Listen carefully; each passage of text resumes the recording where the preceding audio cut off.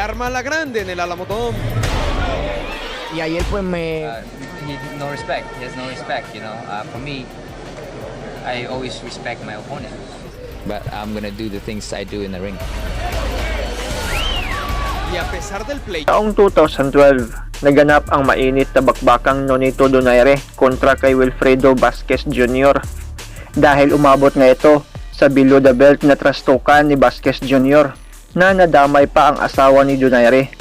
At marami pa itong pinagsasabing hindi magagandang komento sa bansa nating Pilipinas.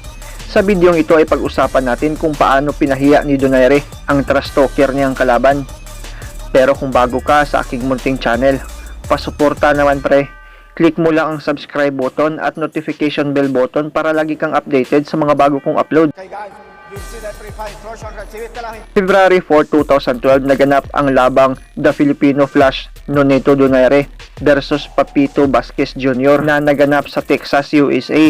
Hindi nagpadala si Nonito Donaire sa mga below the belt na trastukan ni Vasquez Jr. at asawa nito. Sabi pa niya ay kailangan niyang mag-focus sa game plan niya at hayaan ang kamao niya ang sasagot sa trash talk ni Vasquez para talunin ang mayabang na Puerto Rican. For me, I'd never trash talk. Parihong may magandang record ang dalawa. Si Donaire ay may 27 wins at 1 loss, habang si Vasquez Jr. naman ay may 21 wins, 1 loss at 1 draw. At parihong may mabibigat na suntok ang dalawa. Sa gabi ng laban, makikitang dominado ni Donaire ang bakbakan. Malulutong na suntok ang pinakawalan at pinatikim sa Puerto Rican. There's Rachel Donaire, wife of Nonito. And when we talk about the altercation between the two at the new, Vasquez a different look, dropping his hands. And he rips Vasquez with a left hook lead. And there was a perfect example. Can he finish him now? He's trying to land that uppercut through the center. Yes, he's going to take an uppercut. Vasquez is going to guard that way. Bahagyang nakabawi si Vasquez Jr. sa 6th round, pero sa 9th round ay nakatikim na itong si Vasquez ng kauna-unahang knockdown niya sa buong karera sa pamamagitan ng left uppercut at pamatay na left hook combination ni Donaire. And both guys have a fairly high protective cup too when it comes up over the very.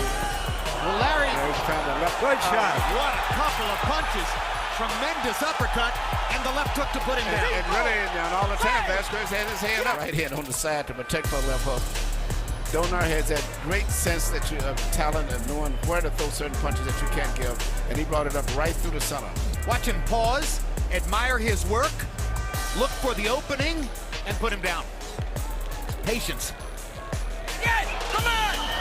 Nakatayo naman itong si Vasquez Jr. at natapos ang 12th round, pero nanalo si Donaire via questionable split decision.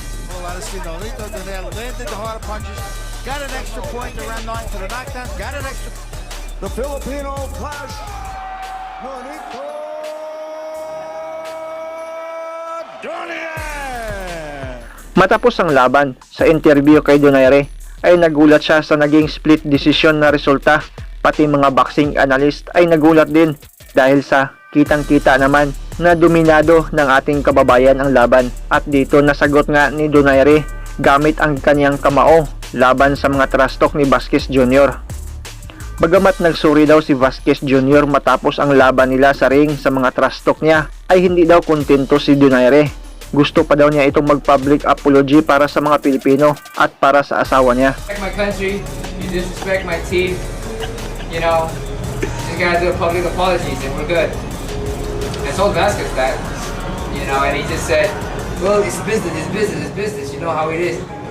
If you want my respect back, I want you to apologize to my wife, apologize to my country, apologize to my team. Hindi daw sana aabot sa desisyon ang laban at kaya daw niya itong pabagsakin ng maaga kung hindi lang nagka-injury ang kaliwang kamay niya.